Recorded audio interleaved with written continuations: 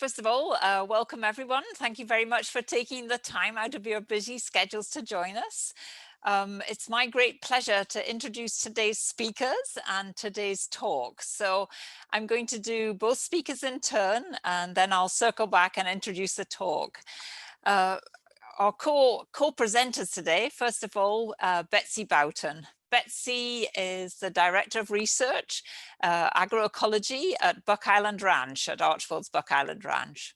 And Betsey is at heart and in practice a plant ecologist.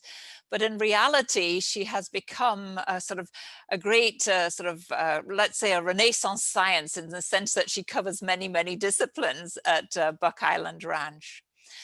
The second person who is our co-presenter here is Nuria Gomez-Casanovas. And Nuria is a visiting research scientist at the University of Illinois. And Nuria has worked with us at ARCHBOLD for quite a long time. I think her first visits were in 2012. And her area of expertise is in biogeochemistry and plant physiology. And that's something that ARCHBOLD does not have a depth of expertise in. So we have really welcomed Nuria's presence. She's very good at running eddy flux towers, and I know they're going to tell you all about that. So this synergy of expertise, Nuria with the team, Evan DeLuca and Carl Bonacci, and the team from Illinois and USDA, and Betsey with her team on the ranch, and also Raoul Boughton, who's bringing some perspectives here from an animal sort of animal agriculture perspective. So Nuria is going to really dig into the greenhouse gas dynamics. But Betsey and Nuria together are also going to bring in all the other perspectives in this overview talk they're giving us for a project that's been running at the ranch called Patch Burn Grazing, and the ecosystem services that may result from patch burn grazing from subtropical human grasslands at Buck Island Ranch. I'll let them dig into the details of what they're going to explain, but I'm actually very much looking forward to this talk, because I always learn a lot. There's so many disciplines, and the synthesis is really quite exciting. So over to you, Betsey, and over to you, Nuria, and thank you very much for offering the seminar. Great, thank you, Hillary. And thank you everyone for attending this webinar today. As Hillary mentioned, I wanted to draw special attention to our team of researchers, who you can see all of their names listed here. It really took a multidisciplinary team to make this project a success. And I'd also like to draw special attention to our ranch operations team. Jean Lawless and Laurent Lawless and Lacey Leitner. We couldn't have done this project without them. They were critical in implementing the prescribed fires and managing the grazing in this project. And I'd also like to give a shout out to the agroecology lab, because this really took an army of people to pull off.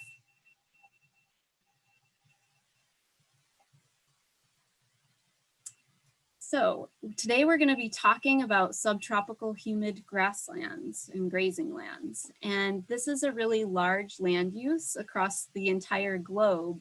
About 20 to 30% of the total land area in the tropical and subtropical regions of the Americas and Africa are subtropical humid grasslands. And in the US, we have about 11 million hectares of these grasslands, and they support about 30% of the US beef cow herd. And in Florida, 1/3 of our state is grazing land. So on these grazing lands, there's an important role of fire and large herbivores in maintaining their vegetation structure and their ecosystem function. And here I have a map up in the left that shows the mean fire interval across the US, and Florida's bright red. And that indicates we have a fire return interval of about 1 to 3 years. So fire is a really important part of all plant communities in Florida.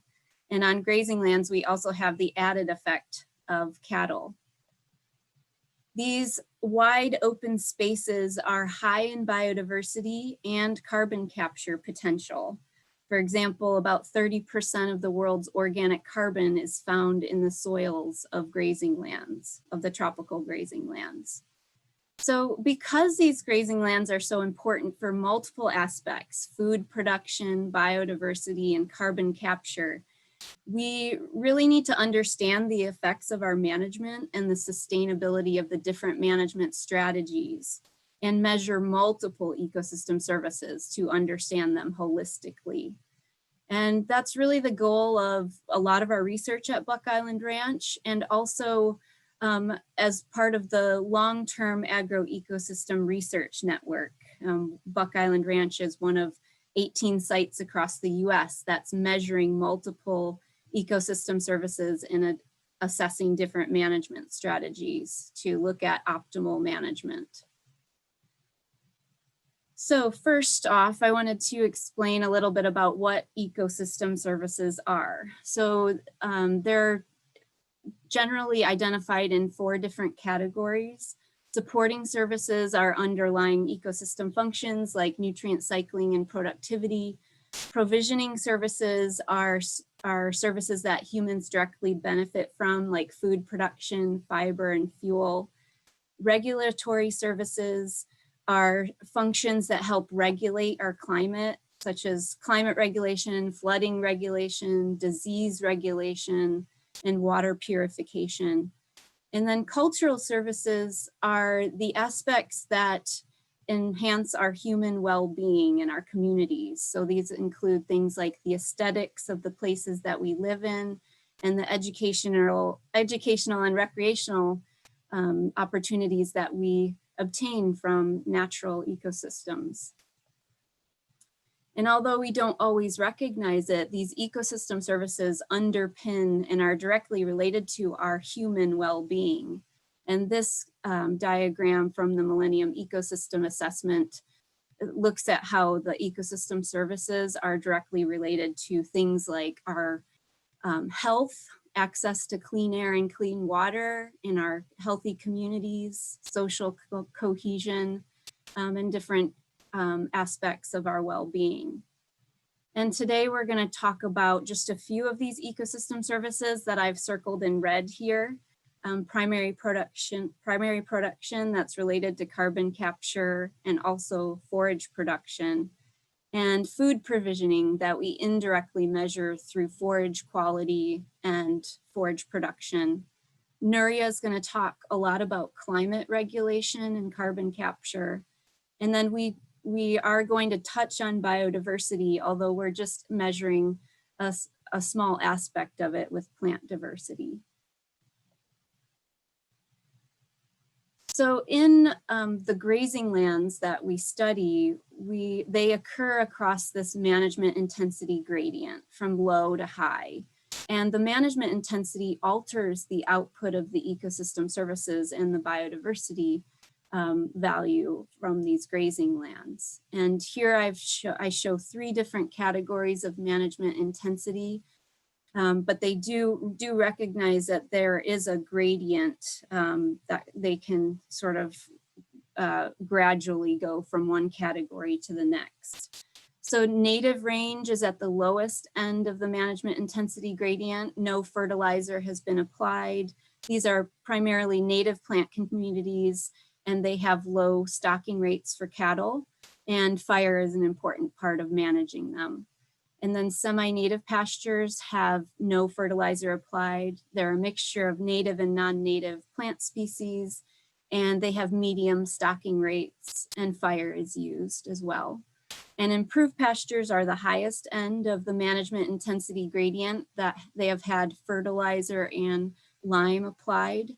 They have primarily non-native plants with forage species, primarily Bahia grass, Paspalum notatum, and higher stocking rates, generally about 1 to 3 acres per cow. And fire is also an important part of these improved pasture management. Looking at productivity and forage quality, it increases from low to high management intensity. But I did want to point out that all of these 3 types and all across the grazing intensity gradient, these are important for biodiversity. Even some species of birds do really well on improved pastures because they really associate with short vegetation structure. So all three of these types are potentially valuable for biodiversity. So today we're going to talk a lot about fire and grazing. And in general, when we've studied these in the past, we've looked at these individually. We study different fire regimes, or we study grazing, comparing grazed and ungrazed vegetation. But in this work that we've done at Buck Island Ranch, we're looking particularly at the interaction of fire and grazing. And I have these photos here to demonstrate some of the potential interactions. So this photo on the left is in ungrazed grassland. And so vegetation has accumulated and built up. And so when you have fire in these areas, the fire can be more intense because there's more vegetation, there's more fuel load. On the right side, we have a picture of a grazed grassland. So you can see less biomass. Biomass is just the amount of vegetation in an area. And so the fire intensity is much lower. So that's one classic way that fire and grazing can interact. When you have grazing, the fire intensity can be lower. And then another way that fire and grazing interact is shown by this picture on the lower right with cattle grazing recently burned vegetation. And this is a well-known phenomenon, and it's been called the magnet effect. So cattle are attracted to recently burned areas, and they're attracted because the vegetation regrowth is high in quality. So this that's another way that grazing and fire interact, is that cattle are preferentially grazing in recently burned areas. So this led to a heterogeneity paradigm that was conceptualized by Sam Fuhlendorf in Oklahoma. And he called it the fire grazing interaction, which is really critical for maintaining this heterogeneity of standing biomass. And it's best described as a shifting mosaic. So we have landscapes that, patches in the landscape that vary with time since disturbance. And this heterogeneity of standing biomass affects both fire behavior and grazing behavior, and represents a sort of positive feedback loop between fire and grazing that maintains this heterogeneity of standing biomass in grasslands. And this heterogeneity is proposed to be an important driver of both ecosystem function and biodiversity. So for biodiversity, there's some species that really like short vegetation, others like tall vegetation. So if you have both types, you're going to have higher biodiversity. And heterogeneity of standing biomass can also affect light availability and soil temperature and moisture that are really important for different ecosystem functions. So this fire grazing interaction has been studied extensively in the southern Great Plains and in African savannas, but little work has occurred in subtropical grazing lands, and little work has occurred across the management intensity gradient. From improved pastures and semi-native pastures and native range. So that's where our team came in, and we proposed some big questions. One was, can we use grazing and fire to enhance heterogeneity in improved and semi-native pastures? And if we directly manage for heterogeneity, how does it affect multiple ecosystem services from these grazing lands? So one way we can manage for homogeneity, which is the sort of based on the traditional management that ranchers have been using in this area, is looking at full burns. So this illustration shows a diagram of a pasture. It has a fence around it, and we typically burn the entire pasture at once. And when this happens, this leads to uniform grazing distribution. But in the patch burn grazing treatment or managing with patch burning, you create heterogeneity by harnessing this fire grazing interaction. So in this system, we would divide pastures up into sections. And this diagram showing we divided this pasture into 3 sections and we burned 1 section at a time. So each year a different section would be burned. And this leads to patchy distribution of cattle. Cattle are proposed to focus their grazing on the recently burned patch and relatively low grazing in the unburned patches. And so that creates the differences in vegetation structure across the pasture. So for this study, we asked several questions. One, how does patch burning affect heterogeneity in standing biomass, plant productivity, and forage nutritive value compared to full burns? How does patch burning affect plant composition and diversity compared to full burns? And how does patch burning affect carbon fluxes?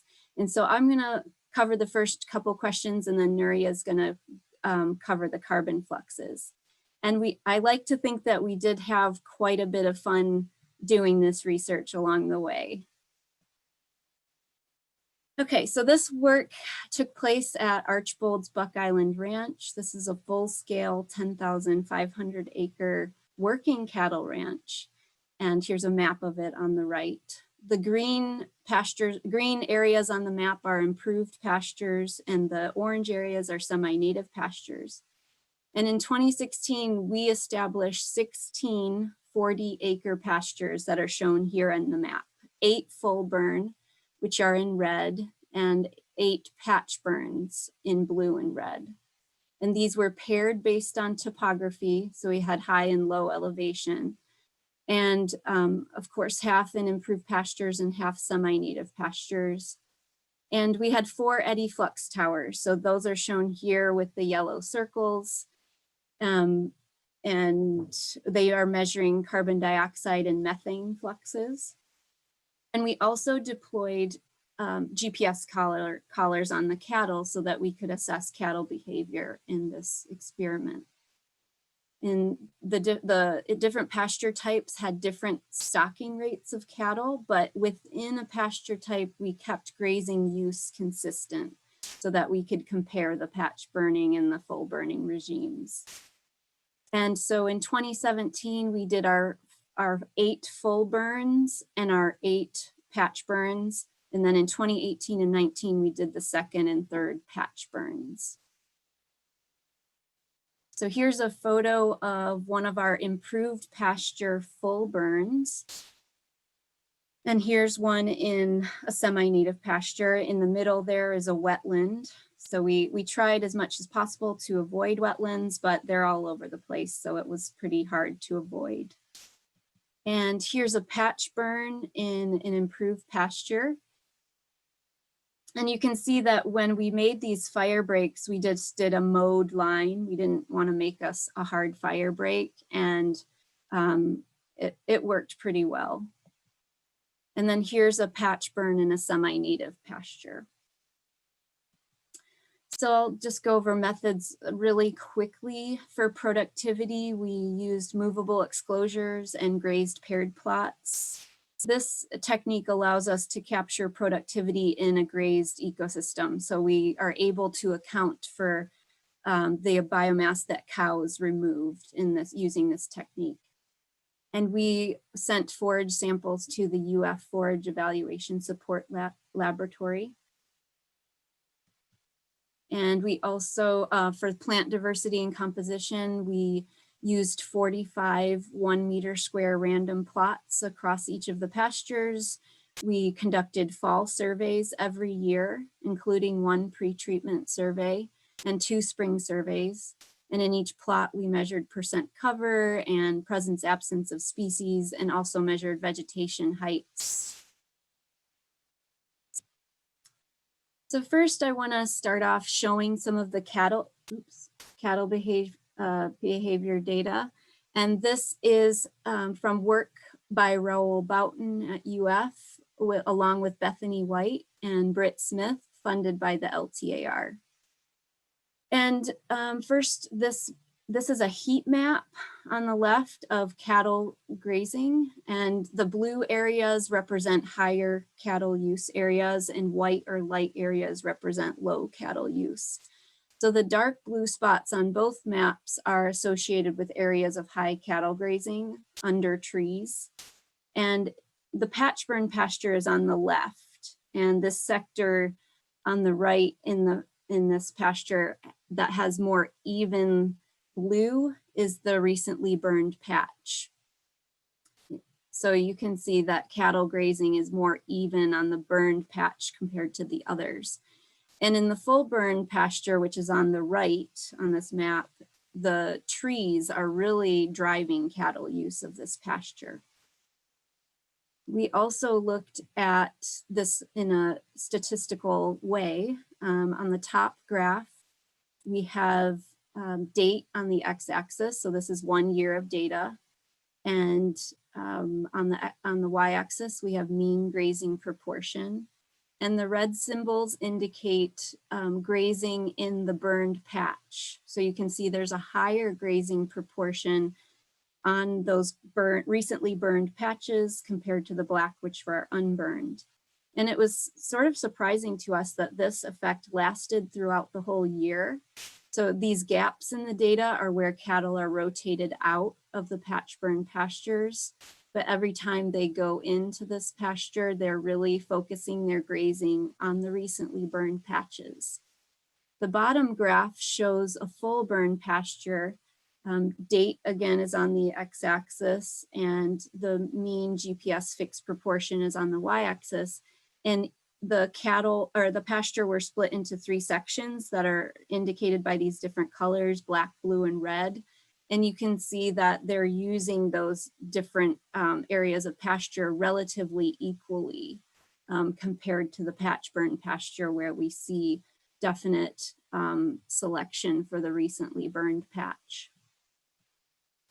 So you might ask why cattle are really focusing on these recently burned patches.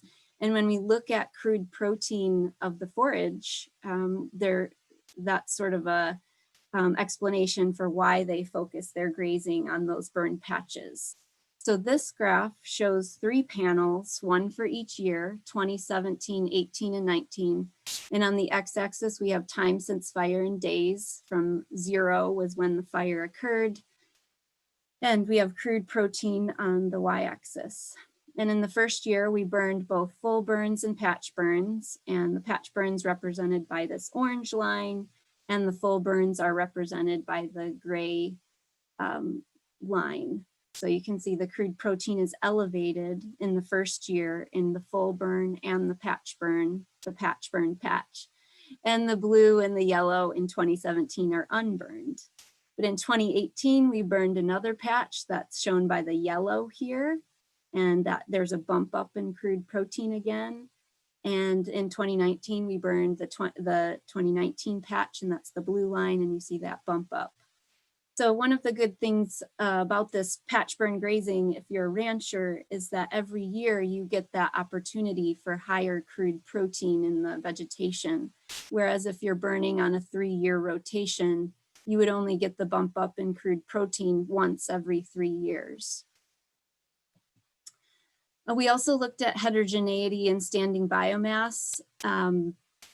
This is just the standing biomass that is there at the times when we measured. So it's like snapshots of standing biomass, and we measured every couple months. So on this graph, we have 2017, 18, and 19 on the x-axis, and the standing biomass on the y-axis. And the gray bar is the full burned. The little fire symbols represent the year that area was burned. And so each year you can see these patches that were burned, the orange bar in 2017, the yellow bar in 2018, and the blue bar in 2019 have lower standing biomass compared to the unburned patches. So we are seeing this heterogeneity in standing biomass. And this was true for both pasture types. When we looked at the plant heights, which is another measure of heterogeneity, in these pastures, we saw a slightly different story. So this graph shows 2018 data, and we've split it into spring and fall. And on the x-axis, we have improved pastures and semi-native pastures. And plant height coefficient of variation. So the higher that number is, the more variable the heights are. And we would expect that patch burns would have higher coefficient of variation in plant height. And that's what we saw in spring. So in the orange symbols represent patch burned pastures and the blue symbols represent full burn. And there's a definite effect of patch burning creating more heterogeneity in the spring, and then that disappears in the fall. And in 2019, we saw a similar pattern, but we only saw that for semi-native pastures. So for some reason in 2019 in the spring, we didn't see a big effect of patch burning in the improved pastures. So there are interesting year effects that can occur and alter the effect of patch burning by pasture type. Now looking at productivity, this is a measure of how much grass grew on an annual basis. And we found a pretty complex interaction between pasture type, fire treatment, and elevation. So the gray bars represent the full burn treatment, and the orange bars represent patch burns. On the x-axis, we have high and low elevation. So higher elevation areas are drier than lower elevation areas. And we have productivity on the y-axis and there's two panels, one for improved on the left and one for semi-native on the right. And the interesting effect is in the high elevation pastures where for improved pastures, the full burn had greater productivity than the patch burn, but it was opposite in the semi-native pastures where we saw higher productivity in higher, drier patch burn semi-native pastures. So that was a pretty interesting result. Looking at plant communities, and I just had to have one of these beautiful plant collages in my presentation. So on the left are the species that we typically find in improved pastures, mainly dominated by Paspalum notatum, which is Bahia grass. And in semi-native pastures, we have 4 different grass species that we generally see as most abundant, and with lots of little forbs and sedges intermixed with these grasses. So we saw that the semi-native pastures had higher plant diversity, and we didn't see a huge effect of full burning versus patch burning. But what we did see was that when we compared unburned versus burned vegetation, the burned areas had higher richness in both pasture types. So just a little summary of my portion. We can use patch burning to create heterogeneity in both semi-native and improved pastures, but it may be more effective in semi-native pastures. Patch burning may be useful for annual bumps in crude protein compared to traditional burns every 3 years. And patch burning may improve productivity in semi-native drier pastures. And prescribed fire, either treatment, increases plant richness in both pasture types. So one of the things that we're going to follow up with and do, we've already done some iterations of, is economic analyses. And this is a really important step for looking at the viability of this alternative practice for ranchers, and will ultimately affect the adoption of this practice by ranchers. Okay, so now I'm going to turn it over to Nuria, and she's gonna talk about the carbon capture results. Hello all. Yeah, thank you very much, Betsy, for this great presentation. I'm gonna share my screen. Okay. All right. Okay, great. Yeah, so yeah, thanks, Betsy, and thank you all for inviting me to share our research with you. And so Betsy primarily focused on a series of regulating ecosystem services, and today I will be focusing on the regulating services. But before I get into details of how patch burn affects regulating services, and in this case, that's going to be CO2 fluxes, I would like to zoom out and give you some broader context as to why should we really care? Why do we care about how changes in land use affect the emission of greenhouse gases? And so this is one of the most scary for me graphs. And it's pretty much summarizing where we are heading during this century. So here I'm showing you the emission of greenhouse gases over time. And these greenhouse gases are accumulating in the atmosphere, and they are causing global warming and climate change. And these greenhouse gases, they have a different origin, but the sources among other drivers are, for instance, the burn of fossil fuels, as well as changes in land use. And so these lines here, they represent a series of different scenarios. And you can see that the higher the emission of greenhouse gases, with, for instance, this RCP 8.5 scenario, the warmer the atmosphere is going to be.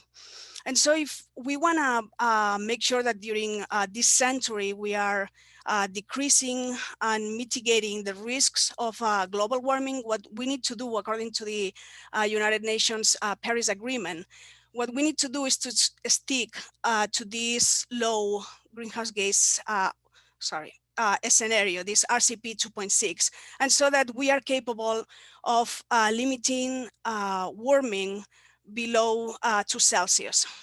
But how do we do that? So one of the ways in which we can do that, and this has been one of the strategies that has been proposed, is by managing agricultural land in a way that is sustainable for the environment. And so we know that the way we manage agricultural land, it has a huge impact on the concentration of greenhouse gases in the atmosphere. And there are two main reasons for that.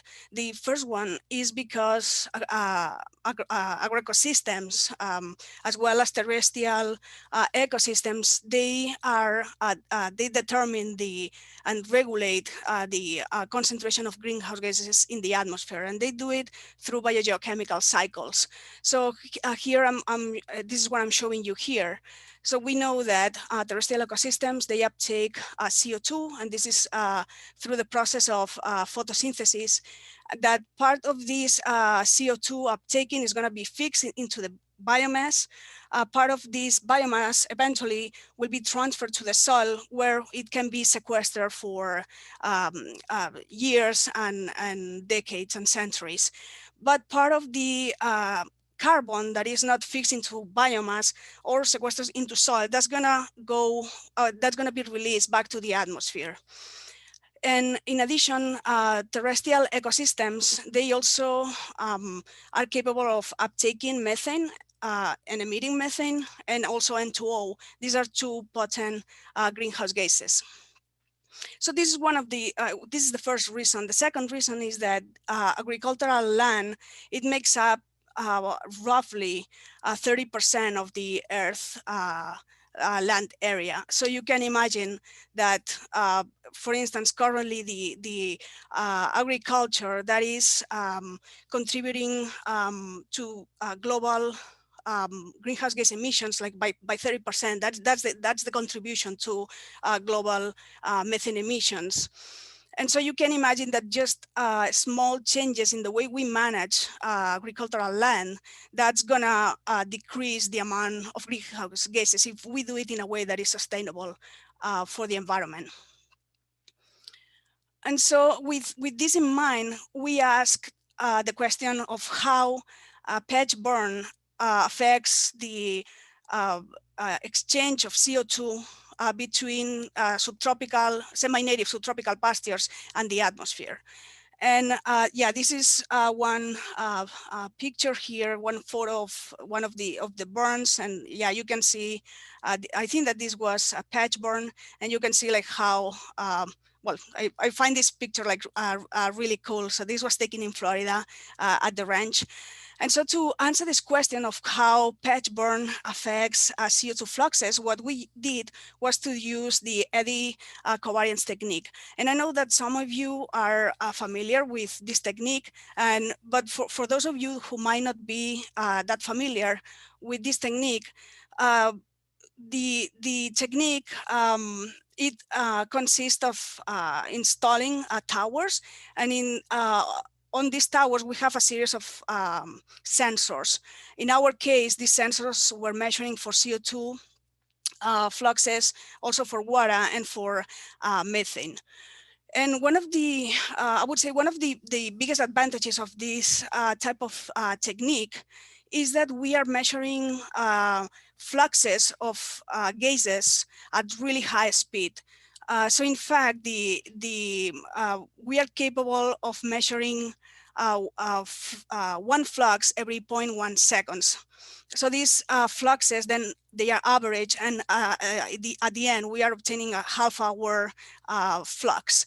But you can see how if you deploy these towers in a pasture to measure fluxes, you can deploy them 24/7, and then you'll be able to see how changes in land use or changes in climate affect the CO2 fluxes at different time scales, right? That go like from hours to days to months to annual scales.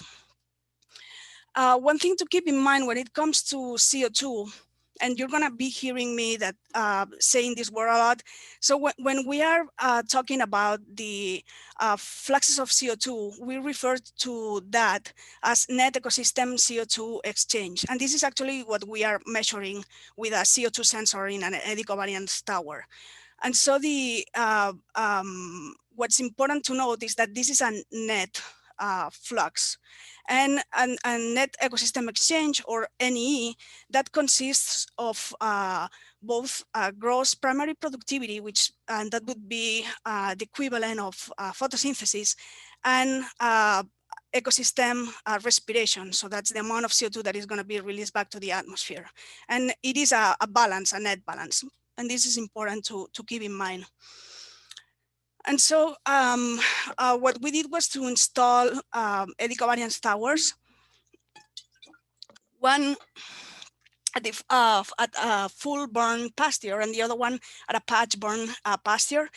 And what we did was to install them in the center. And we did that because the fluxes that we are measuring with the eddy covariance tower, it is important to note that they are actually integrating the entire pasture. And this is what we call the tower footprint. So with the eddy covariance tower, we are obtaining these half-hour CO2 fluxes.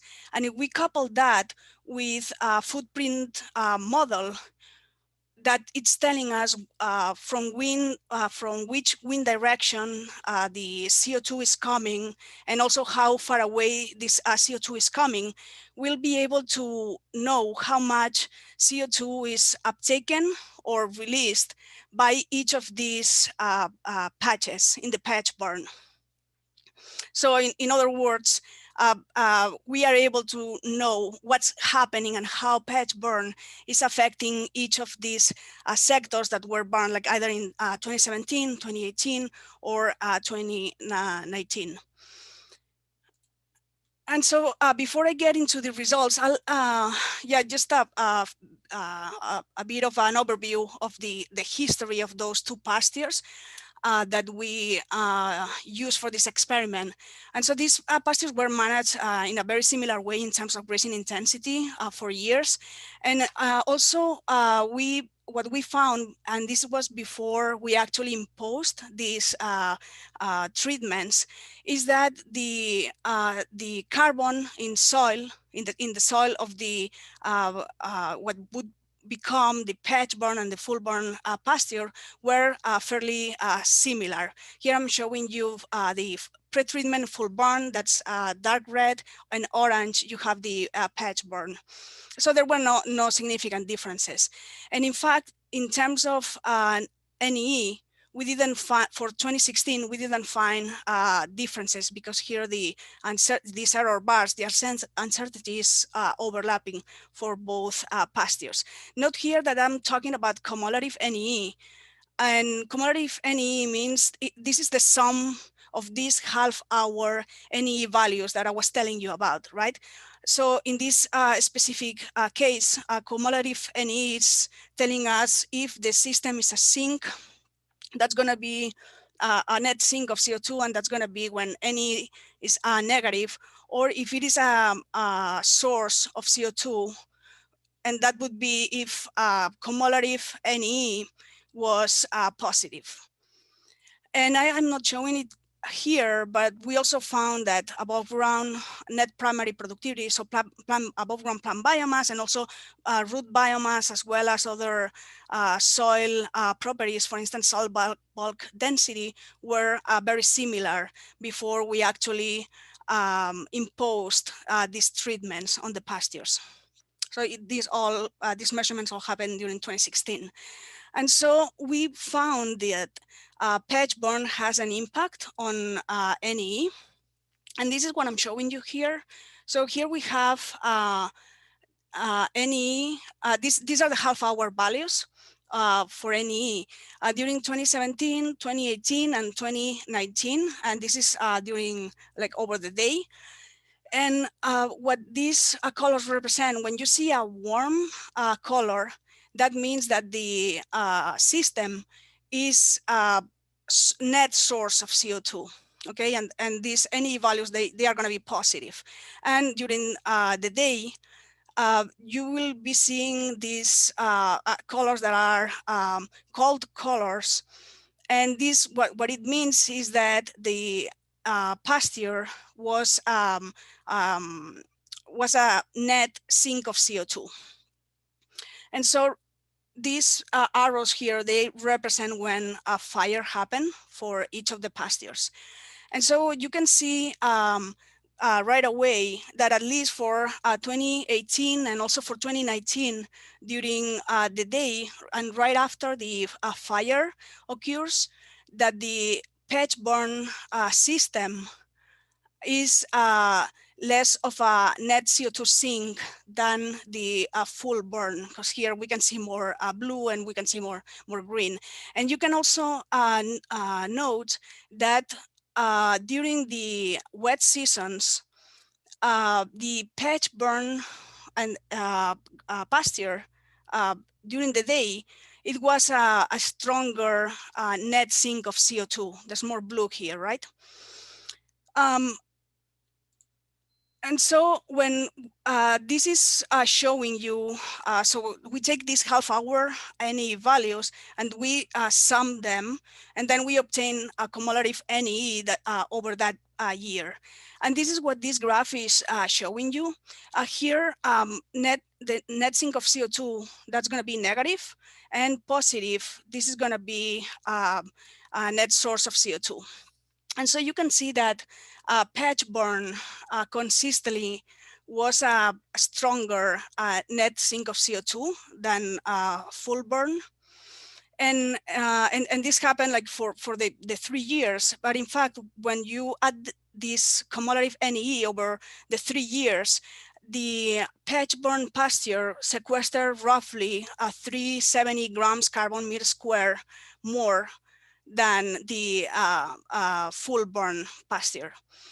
And the fact that patch burn affected NE is and also it's very likely that it is related with how patch burn affected GPP and how it affected ecosystem respiration, right? Because GPP, it is the net balance, right? Like GPP and ecosystem respiration, that balance is that's going to be NE. So let's take a look and to see like how patch burn affected GPP, gross primary productivity. And this is what I'm showing you here. So here, this would be the cumulative GPP value. And I'm showing it for each of the patch burn sectors. And this here, this means when the that sector was burned. And also I'm showing it for the full burn pasture. And these flames here, they represent when during that year, each of the, well, each sector or the full burn was burned. And so you can see that in 2019, the GPP of the recently burned patch was just slightly lower than the GPP in full burn, but it was similar to the unburned patches. In 2018, we saw the opposite, even though like these differences were minimal. And we can see that the GPP for the recently burned patch was rather similar to the GPP in the full burn, and that the those patches that were not burned during 2018, that GPP was slightly higher. But this contrasts very much with what we found during 2017. During 2017, what we found was that the GPP of the full burn pasture was much lower than GPP of the recently burned in patch burn, and also those two sectors that were not burned during 2017.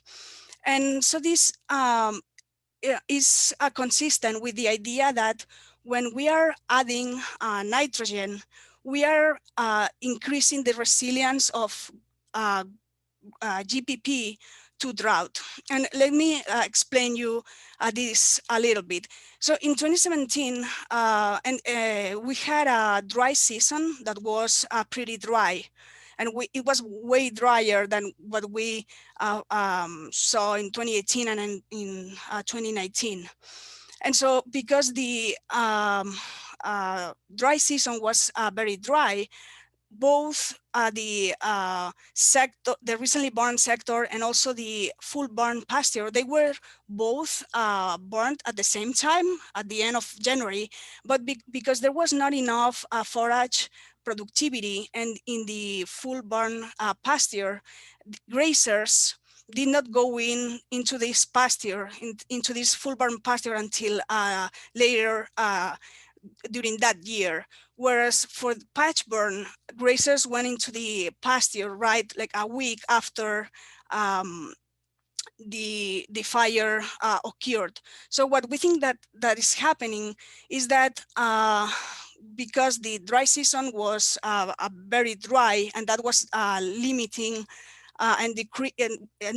limiting plant productivity, the fact that the grazers went into the patch burn pasture right a week after fire, they concentrated in the recently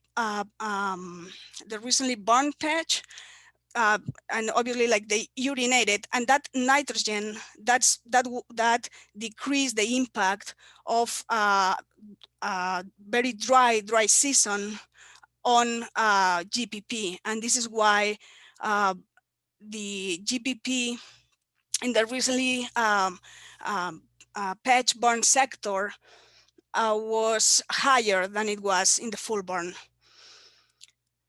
We also found that patch burn affects ecosystem respiration, and the impact was consistent over the years.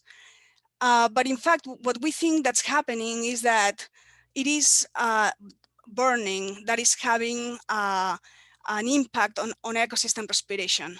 So here in 2017, you can see that the sector that was recently burned in patch burn, as well as the full burn, ecosystem respiration they are similar, and they are lower than ecosystem respiration for the unburned patches. And we see a similar trend here. When we are burning a patch in the patch burn pasture, ecosystem respiration is lower in 2018 than for the rest. And also we see a similar trend in 2019. And so in fact, when we do the overall ecosystem respiration and we put together all the sectors and we compare the patch burn with the full burn, what we found was that in general, ecosystem respiration was a little bit higher in patch burn than it was in full burn pasture. But in 2018 and 2019, we saw the opposite response. And so what we think that's happening is that fire is having an impact on soil microbe respiration. And this is what I'm showing you here. Ecosystem respiration consists of both above ground plant respiration, root respiration, and also soil micro respiration. And this is what we call heterotrophic respiration.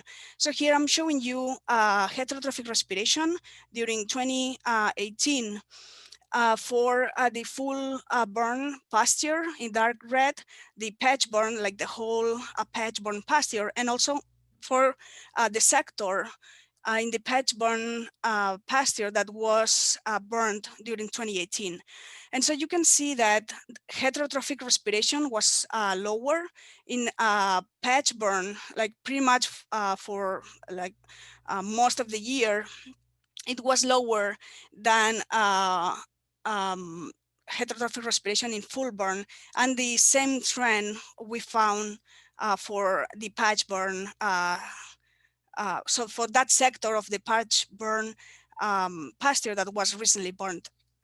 And so what we think that's happening is that when we are burning a sector, we are burning the litter, and that is carbon that is no longer going to be used for soil microbes. So that is decreasing heterotrophic respiration.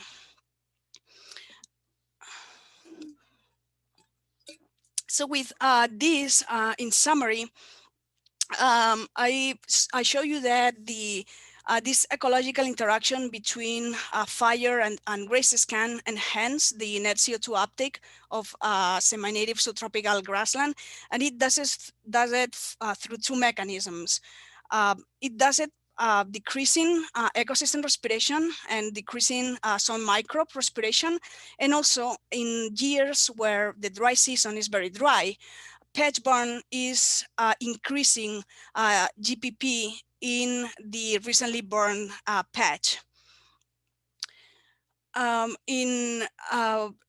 Like the take-home message, and this is the messages that Betsey and I would like to leave you with today, is that we hope that we show you that ranch managers can use patch burning to create heterogeneity in vegetation structure in both improved and semi-native subtropical pastures, and that the direct managing for heterogeneity alters grassland productivity and also forage value.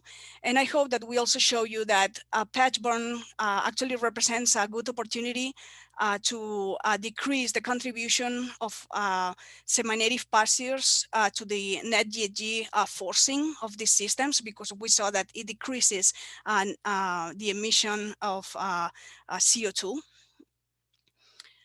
So this is work in progress, and as Betsey mentioned before, we are thinking on running an economic analysis to see if patch burn would be a feasible strategy for managers to adopt from an economic perspective. And we are also thinking about adding a carbon credit section to that. And we are also working, and we want to continue working on incorporating all the data that we obtain from the field experiments into biogeochemical, biogeochemical model, specifically into DASEN. And so the idea here would be to extrapolate, especially, and also create a series of new and different climate change scenarios to see how patch burn affects CO2 fluxes, and if it is enhancing the resilience of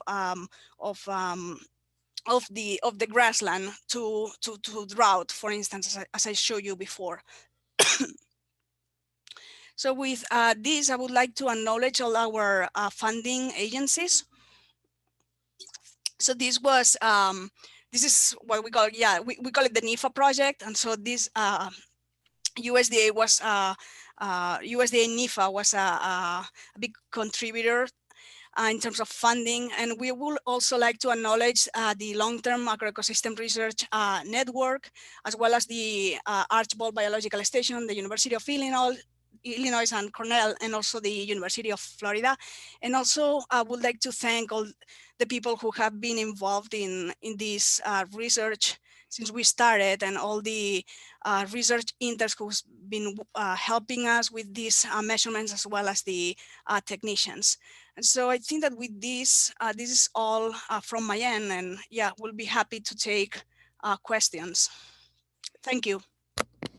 Well, thank you definitely both to Nuria and to Betsey for a very comprehensive talk. That was a lot to concentrate on, so I don't know how much we've I'm working hard to retain it. There's some good questions in the Q&A. I know we're running up against time. I'm going to let this run over a bit, but I recognize if those of you participants who have to leave, before you go, thank you very much. And Nuria, are you okay to go over 10 or 15 minutes if people of course. still have questions? Yeah, absolutely. Yeah. That's great. So I'm just going to go through these and pose them. And I'm going to start out with a question from Nick Saliandra. And Nick wanted to know, is there any explanation for higher C uptake in patch versus full burns? Versus full burn, I think he meant to say. Besides nitrogen fertilizer, which I don't think we applied during this project, are there other differences between treatments, e.g. vegetation and species composition? Betsey and or Nuria, would you like to try and answer that one?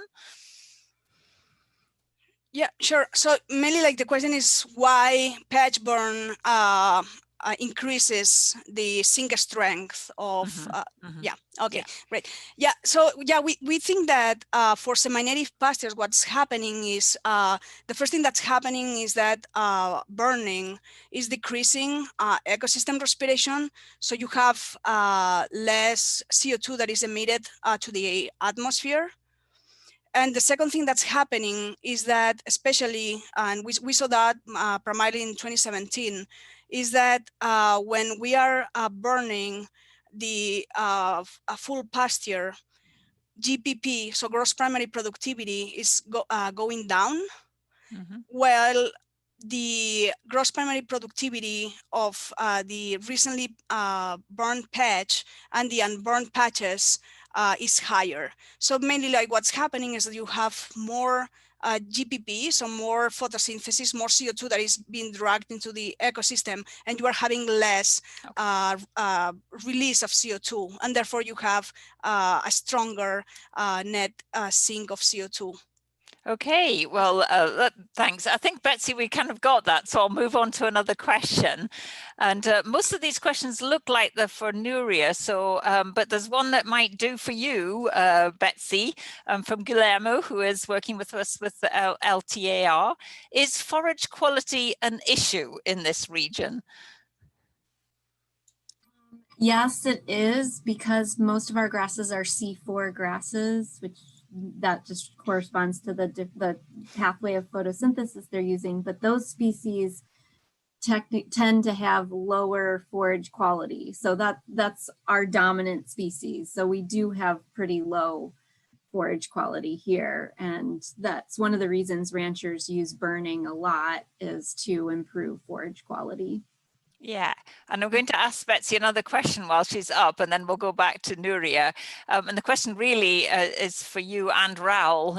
How did you generate the heat maps for grazing? Was it from the collars and the GPS data? And this is the really important, any specific software for data processing? Yes, it's from the GPS collar data, and they use time to identify when cattle were grazing, resting, or traveling, and then they filtered out just the grazing points by doing that. And they used R to do all of this. And I'm sure that we can share the package and the code with you if you'd like, but I'm not really familiar with what package was used for that. Right.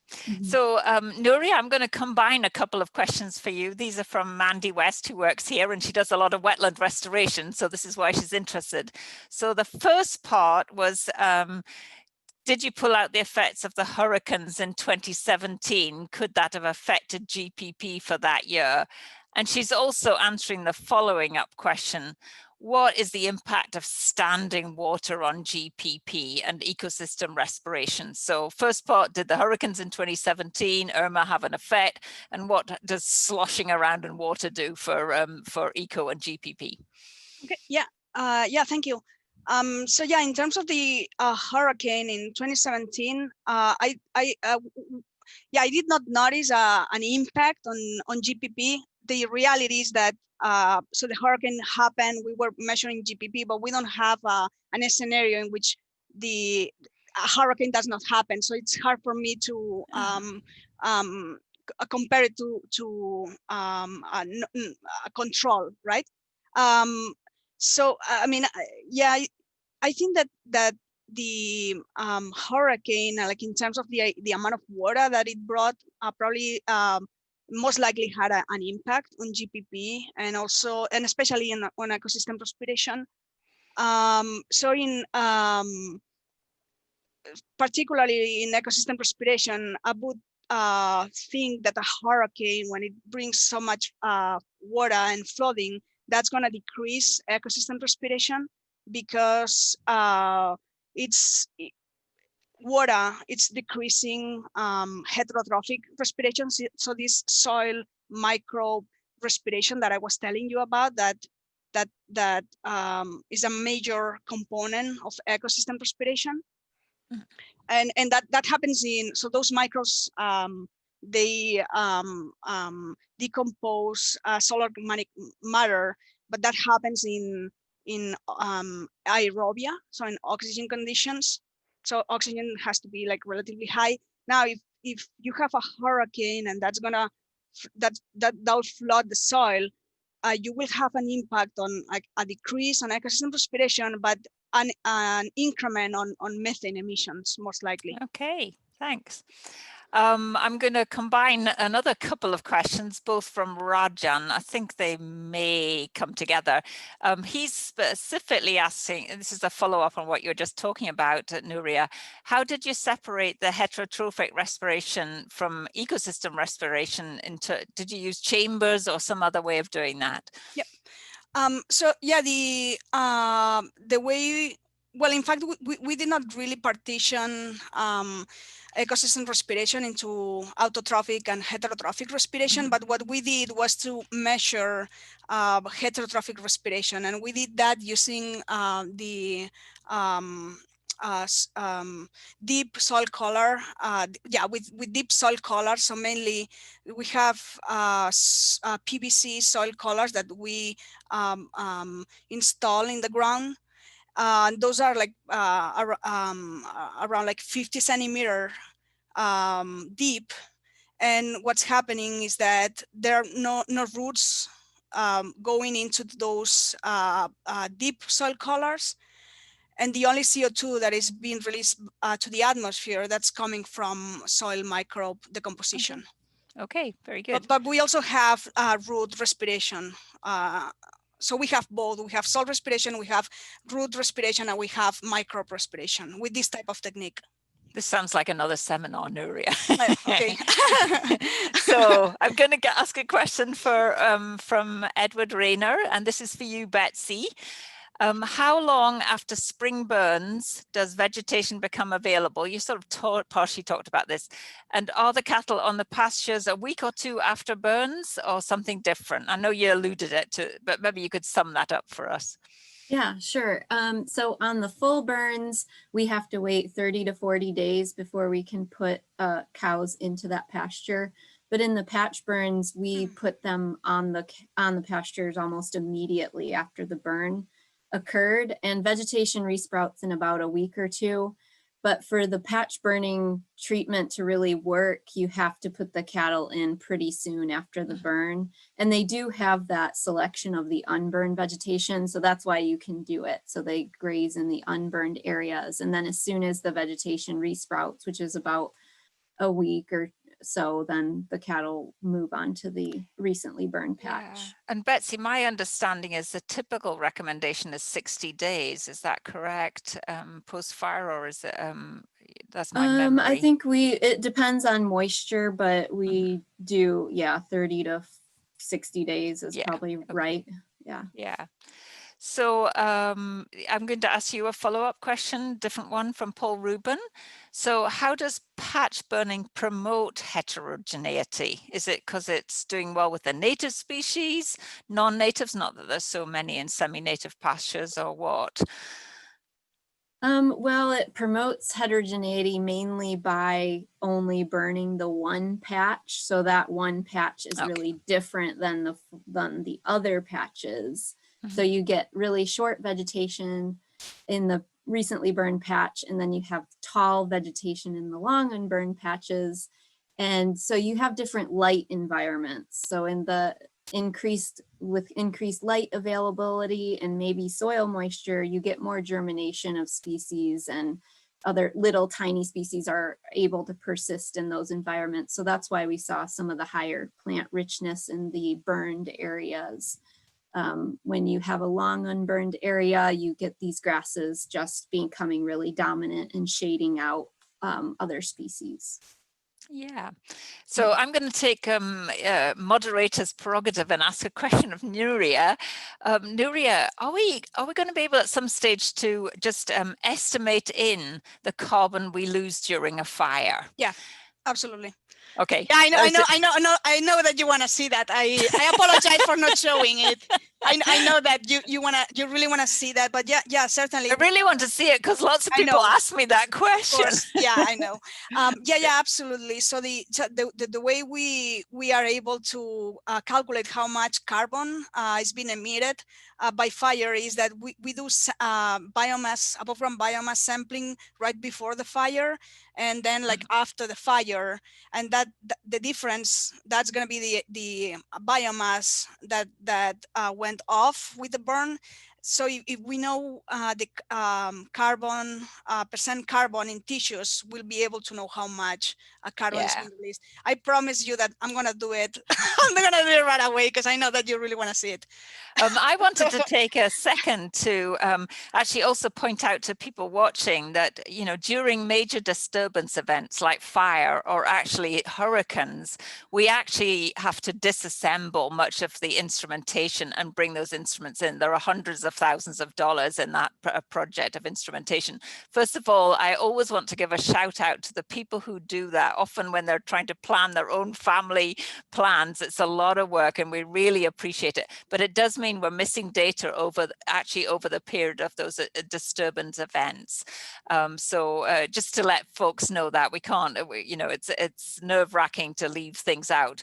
Betsy, you could comment on the fire. We actually protect those instruments during fire, but we do they're unable to record because of their very high smoke density and visibility. Is that correct? Yeah, a lot of these sensors, I think, work on lasers, so the smoke just blocks all the sensors from functioning, I think. So that's why we just turn everything off and then start them up pretty soon after the fire's done. So I've got one question and we're going to leave it at this, but it's for both of you and you can each take it. And the question is from Caroline, and I'm going to add a little aspect to it. So Caroline wanted to, do you have a plan or funding for the follow-on work you want to do? And I think beyond that is, you know, what are the big questions that both of you would like to answer that would require more work? I don't know who wants to step up first. Maybe Betsey, you could be kind. Go ahead, Nuria. Okay. So yeah, we do have a little bit of funding to keep working on this. In fact, the what was like the NIFA project. That is the pastures that we've been working on. That this is now part of another very big project that's happening also at BEER, where we are investigating how converting pastures, like from pasture to sugarcane for bioenergy, how that is affecting greenhouse gases and water fluxes. So we are, in fact, what we are doing is that we are using part of that funding because we keep working on those NIFA pastures to keep asking keep asking like more questions and also finishing up all the field experiments that we conducted. And yeah, in terms of I don't know if you want to go, but I mean, I have a few questions, like in terms of the questions that I have that I would like to answer before like we finish up completely with this project, and there are a few indeed. So well, it's good to know that you've still got some questions in your back pocket. I should point out that the 16 pasture setup is a great experimental setup. So certainly we have visions of asking other questions, including this one. And you know, again, shout out to the team and to Betsey and Jean Lawless and the whole team for getting those pastures installed. This is an incredible experiment over a ranch landscape and very well set up. But Betsey, why don't you ask the answer, give your version of that answer, and then we'll close out and thank everyone for joining us. Yeah, so we are part of the USDA Long-Term Agro-Ecosystem Research Network, which is a network of 18 sites across the US, and they're asking similar questions about sustainability of agriculture and how do we maintain food production, but also increase and maintain other ecosystem processes like carbon flux and reduce our greenhouse gas footprints and maintain biodiversity. So the LTAR funds us to do some of these measurements. So we will utilize LTAR funding to conduct some of the future analyses, and the economic analyses is one thing that we want to do. And we also we also have a lot of work planned on further plant composition and diversity analyses that we'd like to do. But as Hillary said, these treatments, as we learn more and more about how different alternative management affects the multiple ecosystem services, we'll be adding more different treatments over time. So the aspirations of today become sort of traditional management, and then we have new aspirations in the future. So it's a process of continuous improvement and sustainability over time. And so that's really exciting to be a part of that, and to work with both the ranchers and the scientists and the agencies to develop these new treatments over time. Yeah, thank you, Betsey. And I see one of our collaborators, Jean-Charles Chou, on watching, who is about to start a new project using rain-out shelters in those very same 16 NIFA pastures. So it was very nice to have him as part of the community watching. At this point, first of all, thank you all for hanging in there and taking another 15 minutes out of your busy day to listen to some. We've got most people still in, so appreciate it, and lots of great questions and lots of really good answers. And Laura, I'm going to, well, before I hand over to Laura, really our sincere appreciations, both Betsey and Nuria. That was a lot of work to put that together. It was just a really good synthesis, so thank you. Yeah, thank you, guys. Yeah, and Laura. Thanks, Nuria. Yeah, thanks, Betsey. I'm going to hand it over to Laura to finish up and tell us what's happening in upcoming talks. So good for you.